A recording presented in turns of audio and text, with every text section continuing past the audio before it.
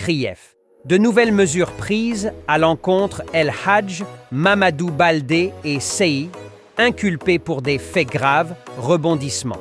La Cour de répression des infractions économiques et financières, CRIEF, ne lâche pas El Hadj Mamadou Baldé, président de la Chambre de commerce, de l'industrie et de l'artisanat de Guinée, M. Abdourahmane Kaba, trésorier de la même structure, et M. Ousmane Diallo.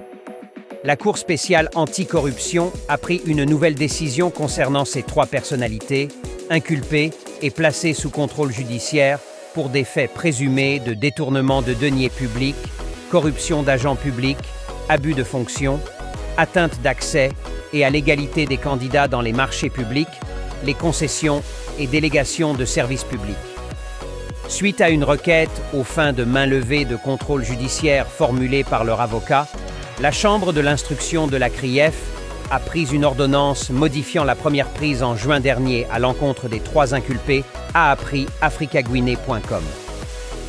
Dans une nouvelle décision prise le 16 août passé, la Chambre de l'instruction de la CRIEF a ordonné la modification des obligations des ordonnances No 105 et 113 de contrôle judiciaire visant les sieurs Mamadou Baldé, Abdourahmane Kaba et Ousmane Diallo, datés respectivement des 11 et 24 juin 2024.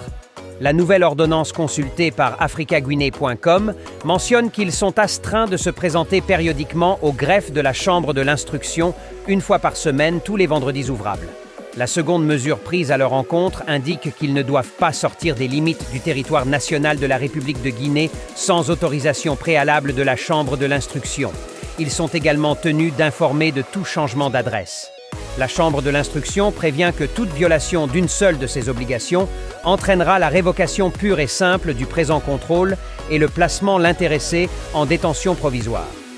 La Chambre de l'instruction justifie cette décision par le fait que les inculpés Mamadou Baldé, Abdourahmane Kaba et Ousmane Diallo ont respecté les mesures conservatoires prises à leur encontre dans la première ordonnance de placement sous contrôle judiciaire. Au regard du respect scrupuleux des inculpés Mamadou Baldé, Abdourahmane Kaba et Ousmane Diallo aux obligations de contrôle judiciaire qui leur sont soumises, il paraît nécessaire de procéder à leur allègement conformément aux dispositions de l'article 240 du Code de procédure pénale, lit-on sur le document. Cependant, précise la note de la CRIEF, les trois inculpés n'ont pas été entendus au fond de la présente cause pour la manifestation de la vérité. Les ennuis de M. Baldé et compagnie ont commencé lorsqu'un groupe d'élus consulaires ont émis des réserves sur la gestion financière de la Chambre de commerce de l'industrie et de l'artisanat de Guinée, CCIAG. 03 35 20 08 2024, un mémorandum avait été adressé en début mai dernier à la ministre du Commerce, de l'Industrie et des PME.